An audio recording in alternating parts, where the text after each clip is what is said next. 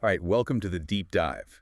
Today we're getting into something pretty specific, a single research paper. Yeah, it's from Current Biology by Banerjee and colleagues. Really fascinating stuff. And our mission really is to unpack what they found about this, well, this tiny worm, a human parasite. And how it uses something totally common, carbon dioxide, CO₂, to navigate its world. And, crucially, how it navigates into us. It's a fantastic look at parasite navigation. I mean, these kinds of worms, globally, they affect almost 1 billion people. Wow, 1 billion.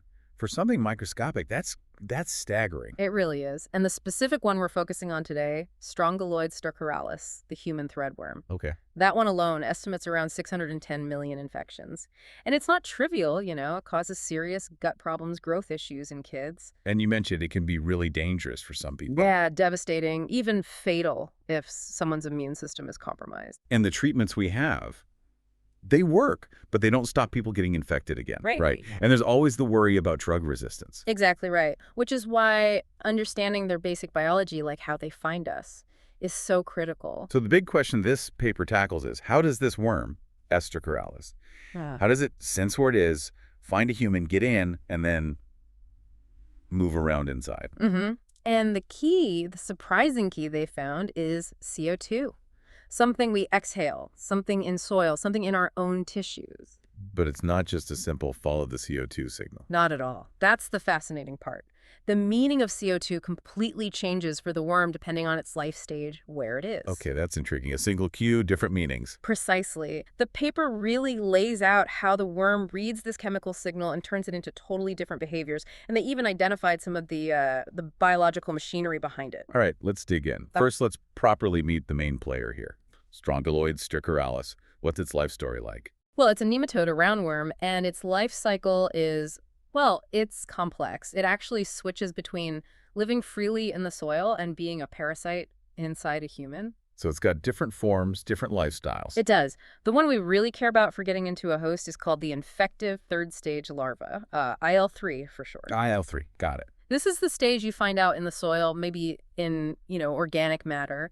Its whole job is to find human skin and penetrate it. The skin-seeking stage. That's a good way to put it. Once it gets in, it activates, it changes into what's called an activated infective larva, or IL-3A. Okay, so IL-3 outside, IL-3A inside. Right, and this IL-3A, that's the stage that migrates through the body. It travels through the bloodstream into the lungs, eventually making its way to the small intestine. And that's home base. That's where it matures into the parasitic adult living right in the gut lining. And those adults, they produce young larvae, L1s and L2s, which get passed out in feces. Now, some of those larvae in the feces can just develop straight back into infective IL-3s ready for a new host. Others can actually become free-living adults in the soil, reproduce there, and their kids become the infective IL-3s. Wow. Okay. That's a very flexible life plan. Multiple routes to infection. Very adaptable. So given all these different places it lives, soil, feces, bloodstream, lungs, gut, where does CO₂ actually come into play? Yeah, where does it encounter it? Well, CO₂ is kind of everywhere for this worm, but at vastly different levels. Outside the host, think about feces. Lots of bacteria producing CO₂. And the soil itself, from microbes and plant roots, has much higher CO₂ than just the air. Higher than the, 0.04% in the atmosphere? Oh, yeah. Soil CO₂ can be anywhere from that up to, 13%, maybe even more, depending on depth and how biologically active it is. So even before finding a person, it's often in a higher CO₂ environment. Definitely. But then once it gets inside a host, the levels skyrocket. How high are we talking? Well, venous blood, the lungs, and particularly the small intestine where the adults settle down, CO₂ levels there can reach, get this, up to around 35%. 35%. That's almost unimaginable compared to the air. It really is, and it's these huge differences in CO₂ across its life stages that make the worm's response so interesting. And kind of counterintuitive, as the study shows. Okay, I'm ready. What's the big reveal? The main finding is that stercoralis doesn't just react to CO₂ one way. The reaction completely flips depending on which life stage you're looking at. So the same chemical cue means different things, like a switch. Exactly like a switch. Take the IL-3s, the ones in the soil, trying to find skin. Okay. The researchers found they're strongly repelled by CO₂. They actively move away from it in lab tests. If you put a CO₂ source near them, they disperse, they spread out away from it more than they do from just air. Wait, repel? That seems backward. Wouldn't it want to go towards CO2 if it's looking for a breathing human host? That's the immediate thought, right? But the hypothesis here is really clever. It's likely not about finding the host directly at that stage. It's about getting away from high CO2 sources, like fresh feces. Ah, okay. Why avoid the feces? While feces might mean lots of competition, maybe predators, maybe the resources are already used up. By moving away, being repelled by that high CO2 signal, they disperse into the wider soil environment, which actually increases their chances of bumping into a host randomly somewhere else. So it's a get out of the crowded starting zone strategy. Makes sense. What about the other stages that are outside the host, like the ones developing in the feces? Good question. They tested the post-parasitic larvae, L1, L2, and the free-living adults, and those stages, they were basically neutral to CO2. Which also makes sense. They're already in the high CO2 feces environment. They don't need to move towards or away from it. Just hang out. Exactly. Stay where the food is. But now comes the flip. What about the IL-3As, the activated ones inside the human host? Are they still repelled or neutral? Complete opposite. The IL-3As are strongly attracted to CO2. They tested them under conditions mimicking the host body, so 37 degrees Celsius, and really high CO2, like 40%. And they move towards it. Clearly move towards the CO2 source. Wow. Okay, so the exact same molecule, CO2, means go away when you're outside looking and come here once you're inside navigating. That's a really sophisticated guidance system. It really is. And this attraction inside the host, it likely helps them navigate. It could guide them towards high CO2 areas like the lungs during migration, and definitely towards the small intestine, their final stop, which is very high in CO2. Or maybe just helps them stay there once they arrive. And you said their movement patterns actually show this difference, like how they wiggle. Yeah, they looked closely at the behavior. The IL-3s, the repelled ones, when they hit a pulse of CO2, they do things consistent with avoidance. They slow down, they back up, they turn more sharply. Like hitting a nope signal. Pretty much. Whereas the IL-3As, the attracted stage inside the host, when they sense the CO2, they also slow down. But that's more consistent with finding something good and wanting to linger. Right, like, ooh, good spot. Let's pause here. Exactly. They don't show that strong backing up and turning away response that the IL-3s do. Okay, slow down and stay if it's good, back up and turn if it's bad. Simple rules, powerful result. Right. So we see the behavior flip. How does the worm actually sense the CO2 and make this switch happen? What's the biology? Right. This is where the paper dives into the nuts and bolts, the molecules and cells. They pinpointed some key players. Oh. One is a gene they named SSGCY9. This gene codes for a protein that acts as a specific type of receptor called a receptor guanylate cyclase. And is that receptor known for anything? Well, yes. It's very similar, a homologue to a gene in the worm C. elegans called GCY9, and that GCY9 is already known to be involved in sensing CO2 in C. elegans. So a related worm, related gene, probably doing a similar job sensing CO2. That's the idea. It suggests this sensing mechanism is pretty old, evolutionarily speaking, and they also found where this SSGC9 gene is turned on, where it's expressed. Whereabouts? Mostly in just a single pair of sensory neurons in the worm's head. They called them the SS bag neurons, again because they resembled the bag neurons known to sense CO2 in C. elegans. Okay, so you have the sensor molecule, SSGCY9, located in these specific sensory cells, the SS bag neurons. How did they prove these are actually doing the job? They did several crucial experiments. First, just looking at when the gene is active fits the picture perfectly. SSGC9 expression is high in the IL-3 stage. The one that's repelled by CO2. Exactly. And expression is much lower in the other stages outside the host that don't show that strong repulsion. And as I said, it's specifically expressed in those SS bag neurons. Okay, that correlation looks good. But did they show it's actually required? Like if you take out SSGCY9, does the CO2 response go away? That was the critical test. And they used a really important tool here, something they actually developed for stercoralis, a stable way to do genetic knockouts. Knockouts, like disabling that specific gene. Precisely, to see what happens when it's missing.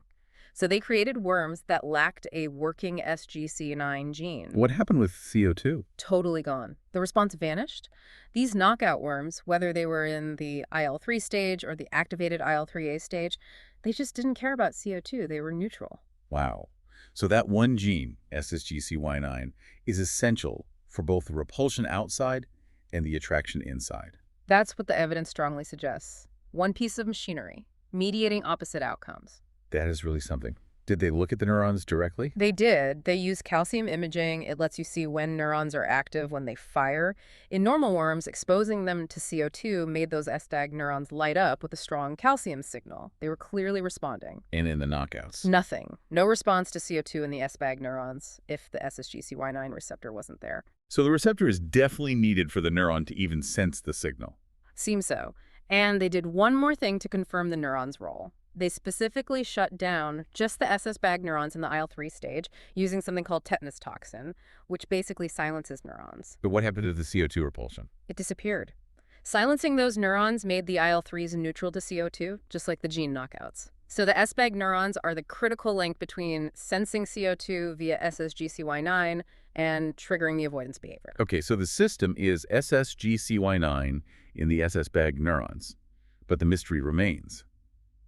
How does that same system cause repulsion sometimes and attraction other times?